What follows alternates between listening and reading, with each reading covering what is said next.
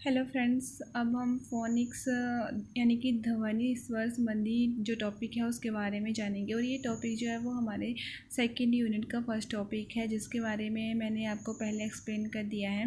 तो उसके बाद इसी की ये पार्ट है। तो अगर ये मैंने थोड़ा छोटे ही बनाए हैं। अगर ये क्वेश्चन आता भी है तो आपको टाइप्स वगैरह पहले आ जाएंगे, फिर उसके बाद ही आएगा।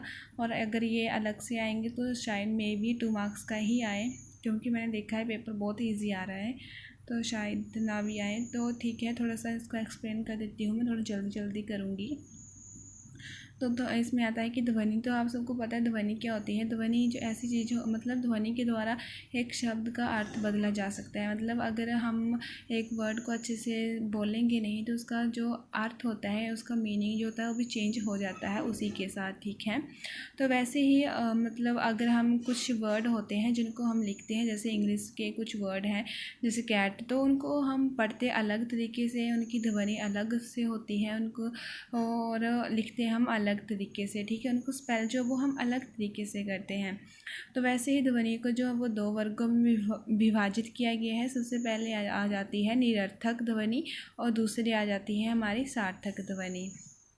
ठीक है, और जो इन ध्वनि को प्रभावित करने वाले कारण हैं उनको भी मैंने एक्सप्लेन किया है। उसमें जो कारण आते हैं वो आता है सबसे पहले हमारा आंतरिक कारण, फिर उसके बाद आता है बाह्य कारण। तो जो आंतरिक कारण आता है उसमें आता है शीघ्र भाषण। अगर हम शीघ्र भाषण देते हैं किसी चीज़ के लिए, शीघ्र भाषण दी के जल्दी जल्दी भाषण देते हैं, तो कुछ वर्ड होते हैं उनको हम अच्छे से नहीं बोलते हैं। ठीक है, तो उसके कारण भी जो हम बोल रहे हैं उसका मीनिंग जो वो चेंज हो सकता है। फिर अशिक्षा, तो अशिक्षित व्यक्ति जो है वो भी इस साउंड को के बारे में अगर उसको नॉलेज नहीं होगा तो वो कुछ भी बोल देगा। फॉर एग्जाम्पल के लिए अगर एक लाइन है, लाइन को वो लेन बोल रहा है, तो वो भी एक कारण बन जाता है। फिर उसके बाद आता है बलाघात, यानी कि इसमें जिस मेन वर्ड में फोकस किया जाता है, जैसे कि माता है तो म में ही फोकस किया जाएगा इसमें। ठीक है, फिर उसके बाद आता है भावावेश, यानी कि कुछ भाव के द्वारा हम किसी चीज़ को कुछ भी बोल देते हैं। ठीक है, वो भाव कुछ भी हो सकते हैं। फिर उसके जैसे राम को रम्मू बोल दिया। उसके बाद आ जाता है कृत्रिमता।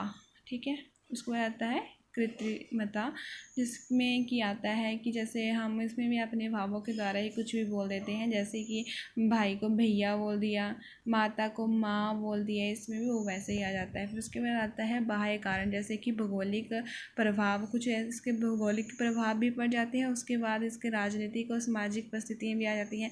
तो मैं थोड़ा इनको ज़्यादा एक्सप्लेन नहीं करती हूँ, बहुत लंबी वीडियो हो जाती है फिर मेरी, थोड़ा फ़ोन का भी इशू है। फिर उसके बाद आता है लिपि दोष। ठीक है, लिपि दोष में भी इसमें आ जाता है फिर विदेशी ध्वनियों का प्रभाव। तो आपको पता है कि विदेशी ध्वनियाँ कैसी होती हैं। कुछ वर्ड होते हैं वो मतलब उनके तो कुछ वर्ड समझ भी नहीं आते हैं कि वो क्या बोल रहे हैं, उनकी मीनिंग क्या है। ठीक है, तो उनके स्पष्ट नहीं हो पाता। तो वैसे ही विदेशी ध्वनियाँ भी इसको प्रभावित कर देती हैं। फिर उसके बाद आ जाता है हमारा फोनेमिक अवेयरनेस। ठीक है, तो फोनेमिक अवेयरनेस में क्या आता है, इसमें क्या आता है कि जैसे कि साउंड्स का जो नॉलेज है हमें पहले से ही होना चाहिए।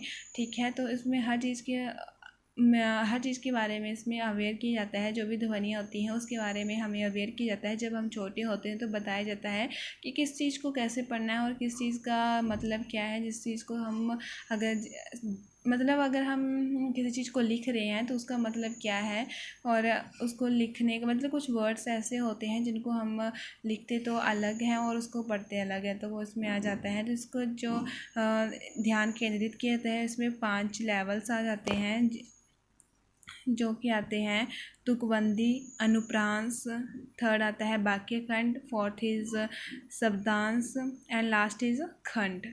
ठीक है, ये सारे इसके पॉइंट्स आ जाते हैं, जो लेवल आ जाते हैं।